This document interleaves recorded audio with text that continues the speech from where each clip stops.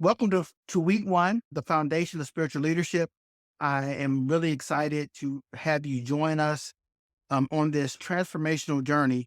Over the next few weeks, we'll explore what it means not just to lead with skills or knowledge, but most importantly, with your spirit.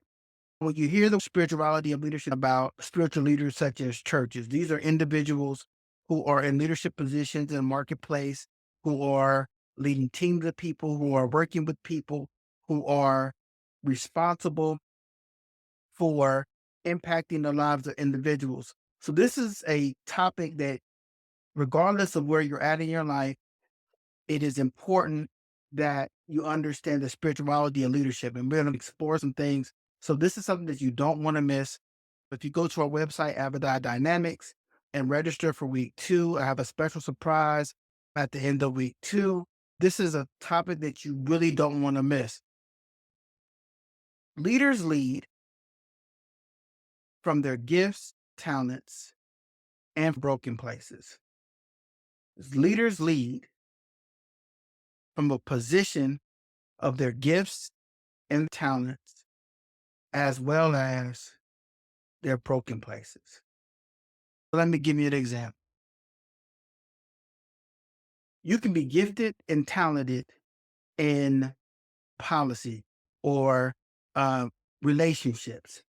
That could be your gift, that you have a great responsibility, or you're really good at developing relationships with people you lead, and you inspire them to be better. They think you are the best leader because you have this connectedness with them. But on the flip side, if you are a leader that is fearful and you fear change, or you fear the unknown, and you fear telling people the truth or having critical conversations, even though you have good relationships with people, in times of crisis or in times when the decision has to be made, you're held stagnant because you're leading from a place of unsurety, or you are a people pleaser, or you don't want people to be upset with you. So I like to use this analogy. It's very difficult to lead a team up a mountain if you are scared of heights. Leaders lead from their gifts and talents, but also from their broken places. You'll realize that leadership is a journey. It's a journey for the individual and requires a leader to constantly evolve, grow, push themselves, and learn. So the reason why everything that we do here at Avodah Dynamics is really about developing the whole person, the whole leader, or the whole organization is because at the end of the day, if leaders lead from their gifts and talents, meaning you know who you are, you know your gifts, you know your talents, that little monkey that hides in the closet is your weaknesses or your broken places, or the things in your life are not where they need to be, you'll lead your team in places where you don't want to lead them. I want to put that in the back of your mind as we go off in this journey, because we'll talk about this in a greater detail in the next couple of weeks. But I want to put that for you as you think about this process. Leaders lead from their gifts and talents. You are a leader, you're gifted, you're talented, you have these great ideas and thoughts, but if you don't deal with the broken places, it impacts your ability to lead.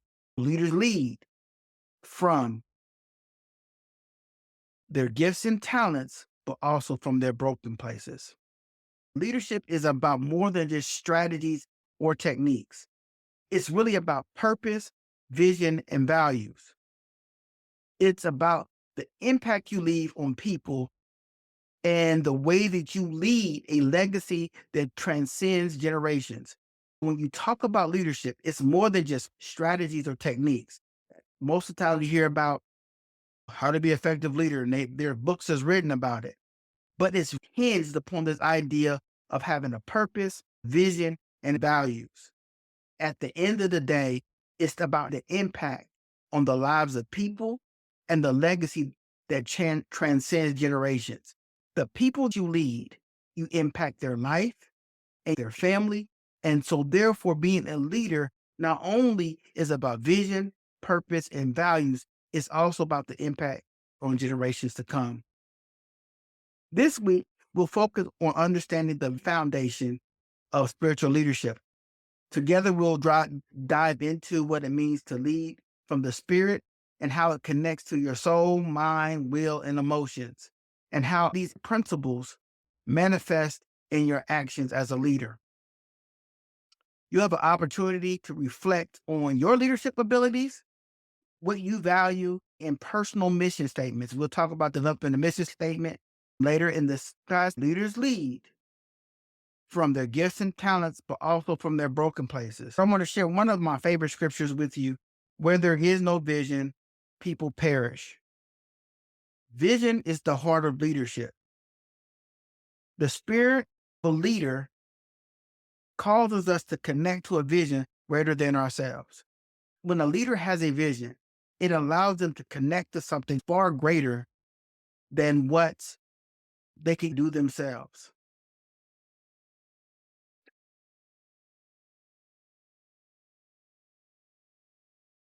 If there's a leader that does not have a vision,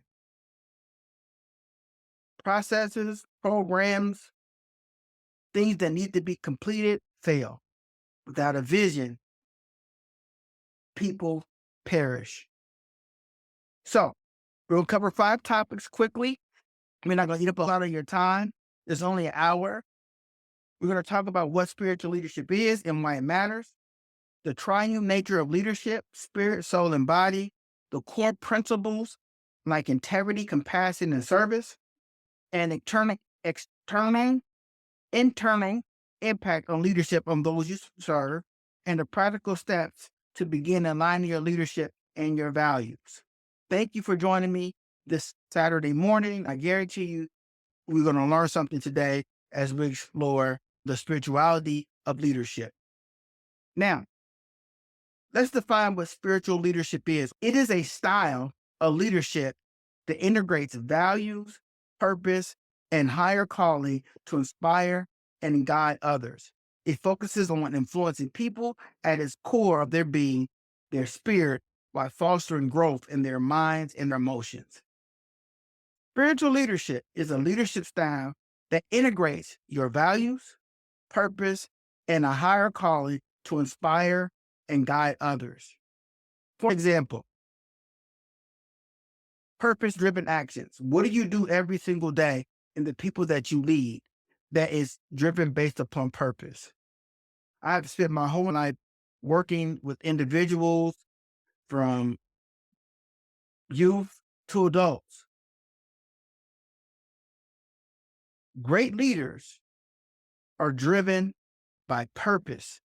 If you're driven by purpose, then your actions are lined up with the purpose in which you are driving the organization. Whatever decisions you make should be driven by purpose.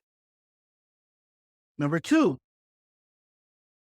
your ultimate goal is to focus on inspiring others. What does that mean? That you are inspiring others, not controlling or directing them. Most of the time, people think great leaders are individuals that rule with the iron fist, barking orders, the commander in chief. In a day where multiple processes are needed, projects, there are probably more things that we have to do now than 50 or 20 or 30 years ago that requires individuals who have multiple gifting and multiple talents. Great leaders today focus on inspiring others versus controlling or directing them. Even though you go through a process of hiring people or you have a team of people that you lead, the way you get the best out of them is you focus on inspiring them to be great, to challenge them to be great, versus trying to control and spend all of your time directing them. For the last few years, I've worked on a team of individuals. I saw myself as the point guard. I didn't score many points, but I knew how to make sure that if a certain shot needed to be taken as far as a project or the person who needed to take a lead on a project, I ensured that I was able to give that person the autonomy, creativity, and support they needed to get the project better. What happens? That means that the individuals over the period of that time where I was inspiring them to be great and providing tidbits and techniques and growing and asking critical questions, what ends up happening, you created ownership and that individual grows as a person. So when you talk about the spirituality of leadership, it's about focusing on inspiring others rather than spending all your time controlling or directing. One of the things I find with ineffective leaders that they think they know everything about what everyone should be doing, and they think they're the masters of everything. Great leaders ask great questions. Great leaders are learners. Great leaders don't know everything, but they ask people critical questions. So not only do they learn, but they also gather insight to become the best they can be. They prioritize values over results.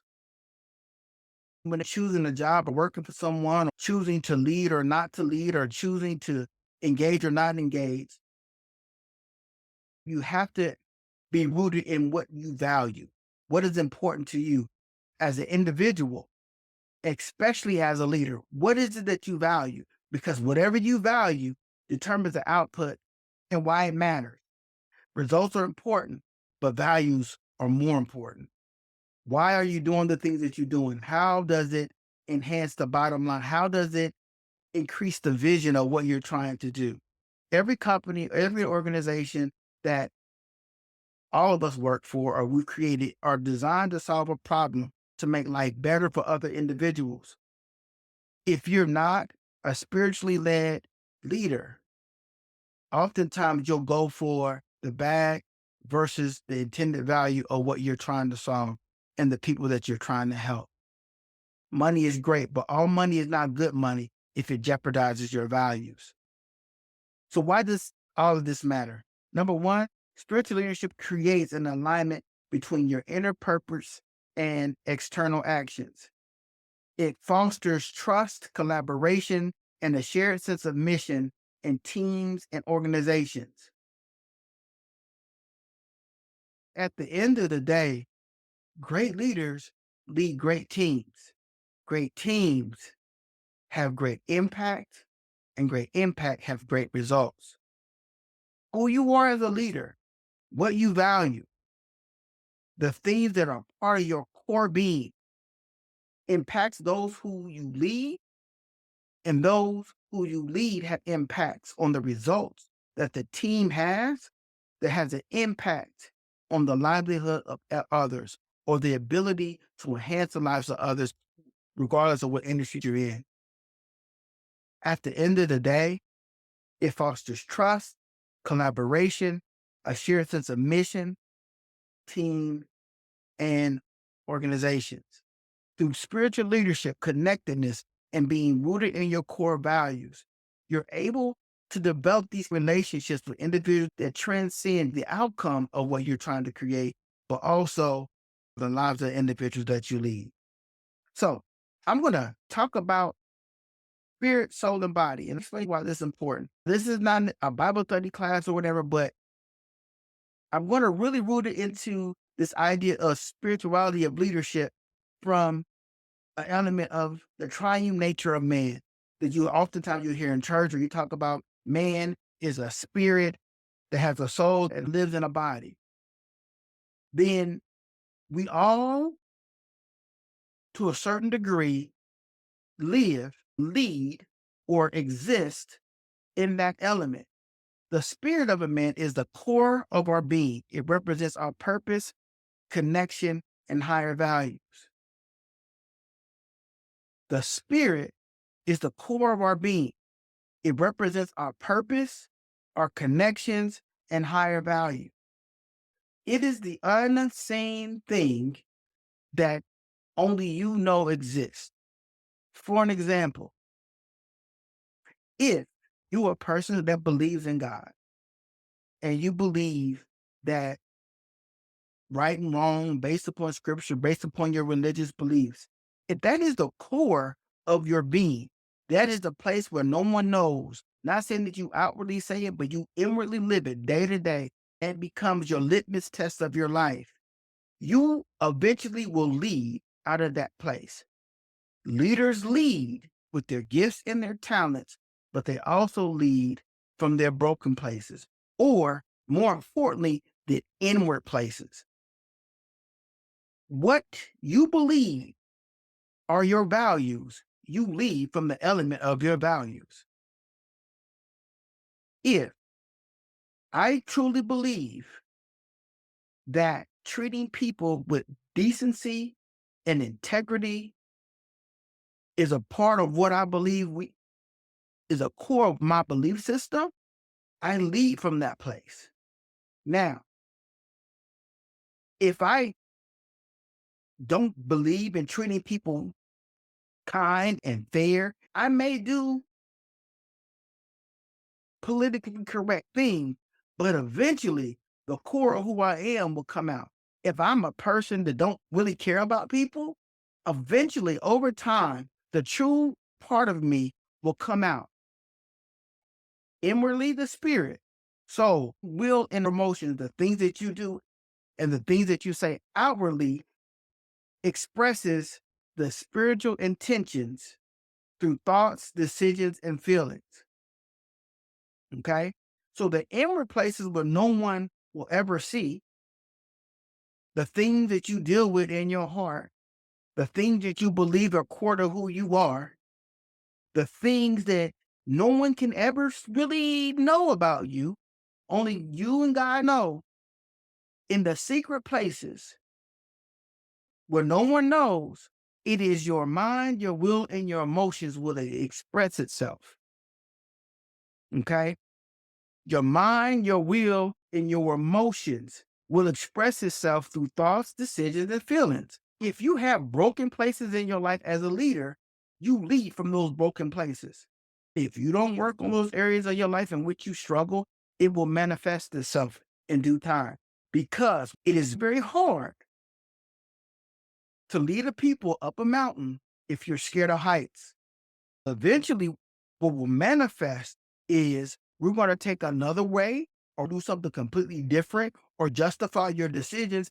Even though the right decision is to go up the mountain, you'll go around it, you'll skirt through it, you'll say today is not the day, because at the end of the day, in the inward part where no one else sees, you're going to make a decision. So once again, the core of our being influences our mind, our will, our emotions, and our thoughts. We make our decisions from our spiritual place where no one else sees. As leaders, you lead from your spirit, from the inward outward, not the reverse.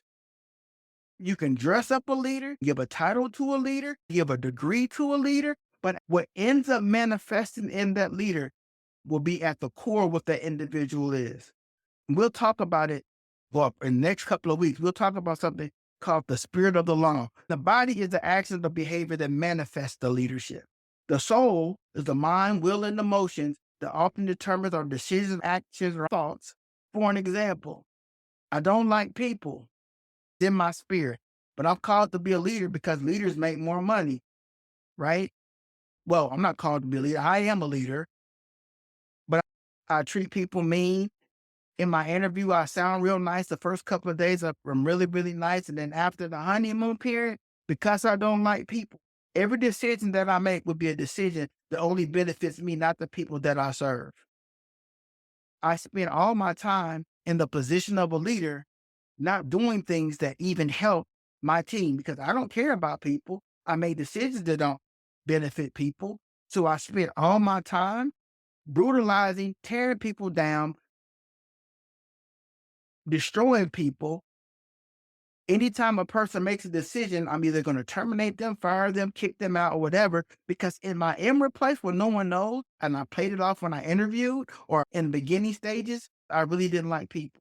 And over time, it'll manifest itself in actions. So, what I want you to do is identify just briefly one spiritual value that drives your leadership. And how does it show up in your decisions and actions? If you want to write it in the chat, definitely do that as well. What is one of your spiritual values that drives your leadership? And how does it show up in your decisions and actions? Just take 1 second for that. One spiritual value that drives your leadership, and how does it show up in your decisions and actions? My example is that I'm a very compassionate leader. I truly care about the people that I lead. I feel that if I am leading a person, it is an honor to lead that person. I really believe in being compassionate and serving the people that I lead. So what does that mean? I check on them not based upon what I ask them to do or the responsibility that I give them. I ask them how they're doing, how's their life, their mental health, their family, their children. I get to know them individually because I care about people that I lead, literally care. Even in cases I've cared about people that I led who didn't even like me, but I still cared. And at the end of the day, whatever they needed for them to do their job well and for them to be successful, I led from that place of compassion and love. So that's one of the things that is my core beliefs or my core values that really drives my leadership is really compassion and servicehood. And I serve my people. Here are some core principles of spiritual leadership: integrity, compassion, service, and vision. Integrity is aligning your actions with values, being honest and trustworthy.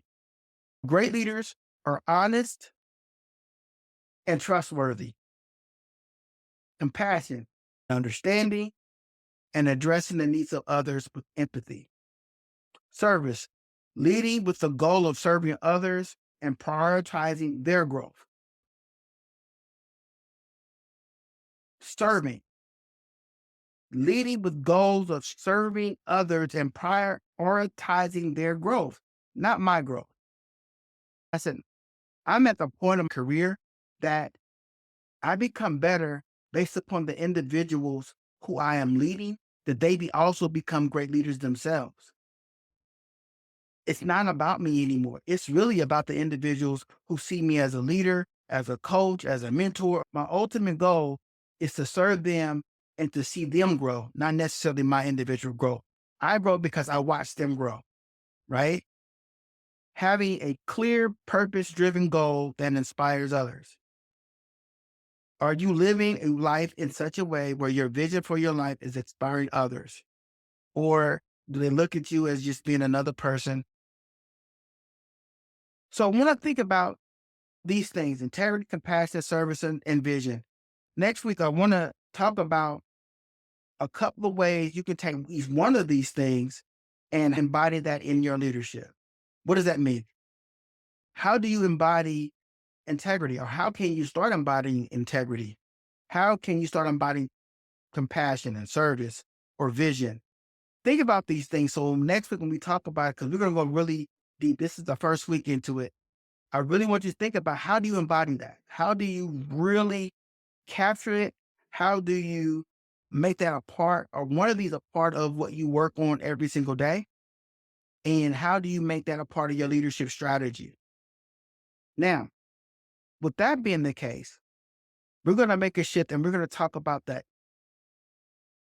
eternal impact of leadership. What does that mean? We're not necessarily talking about heaven or hell or what happens in the afterlife. What that simply means is, what is the impact of your leadership that it has on future generations? I believe in serving people and caring for people. And a part of my leadership has always been, what impact do I have on not only that person that is following me, but also the impact of them spending a brief moment under me as a leader? What impact will that have on their kids and their families and future generations? Leadership not only affects individuals, but also the generation they influence. When you hire someone, one of the greatest joys of being a leader is when you give someone their first job. When you give someone their first job and it's the first time they made more money than they ever could possibly have, coming fresh out of college or fresh out of whatever, understanding that When you hire someone, you made a commitment to their growth. When you hire somebody, it impacts them and their family forever, just as if you let someone go, you have an impact on their life. So, as a leader, do you ever think about how much your leadership impacts not only the employee, but future generations? Your impact should transcend generations in a good way, but it also can in a bad way. Leadership has a ripple effect. Values, ethics, and purpose are instilled by leaders as a part of a lasting legacy. What you do impacts others and transfers values, ethics, and purpose in other people's lives. Some of us became leaders because we had bad leaders. Some of us became leaders because we wanted to make a difference. Some of us became leaders because we wanted money. At the end of the day, values, ethics, and purpose are critical. A leader who models service and integrity creates a culture that perpetuates values. When you serve others with integrity, it increases the value of the organization. I've been in corporate America, and most people, we spend a lot of money and a lot of consultants talk about, I'm going to change the culture of the organization. I'm going to change the culture. The reason why you cannot change the culture is because the unseen thing in the spirit of the leader has never been addressed. You cannot change values if they exist or at the core of the leader. The reason why you have terrible culture is that you have values instilled in leaders that are not effective for the organization. If you want to have a warm and fuzzy environment, you'll typically find at the core level of leadership, they have a sense of care and compassion. If you want a driven culture that only cares about the bottom line, whatever's in that leader instills that culture and the value system. If you want a culture built on service and integrity, it must first be a part of the heart of the individual that's leading. It cannot happen any other way. Regardless of how much money you throw into the situation, regardless how much training you throw into the situation, this whole thing about the spirituality of leadership, leaders lead from gifts and talents, but also live from broken places or unseen places that no one else sees. If we can fix the inward part of leaders and have leaders who are daily working on the inward part, they have the ability to be more effective and efficient leaders. Decisions made today can inspire or hinder future leaders. For example, I've known tons of inspiring leaders who did not want to become leaders based upon the individuals who were leading. I have seen individuals who have great potential, have the ability to do great things, but because of poor leadership, they chose not to lead, or have tried to leave positions of leadership because they did not like the leaders that were leading them. Decisions made today can inspire or hinder future leaders. Great leaders inspire great leaders, but sometimes people who have the potential of being great can come in contact with terrible leaders, and it gets them to second guess the purpose of leading. Okay. So as we close out today, there's a couple of things we're going to leave out, but I want to ask you this question. What legacy do you want to leave as a leader? Think about that in great detail. Leadership is not just in corporate America, it can be in your family. What kind of legacy do you want to leave as a leader? What kind of legacy do you want to leave as an individual? What legacy do you want to leave? Want a compassion, want a hope, want honesty, want integrity. How do you want people to remember you as a leader? So, once again, thank you for joining me. We start off a little rough. Next week, it'll definitely get better. If you enjoyed it, please go to our website, Avodah Dynamics, register for the week. We'll also be giving out a workbook with this, answer questions, take notes, etc. We'll send it out to individuals on here.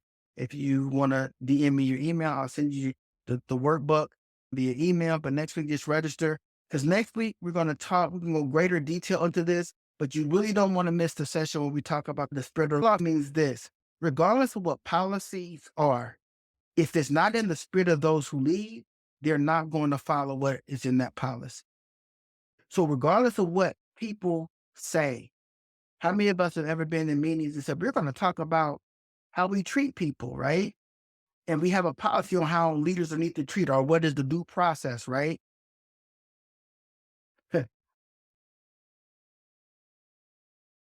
They'll talk about, oh, we're going to treat people with ethics and morals and all that stuff. But in the heart of leaders, there is no ethics or morality in that.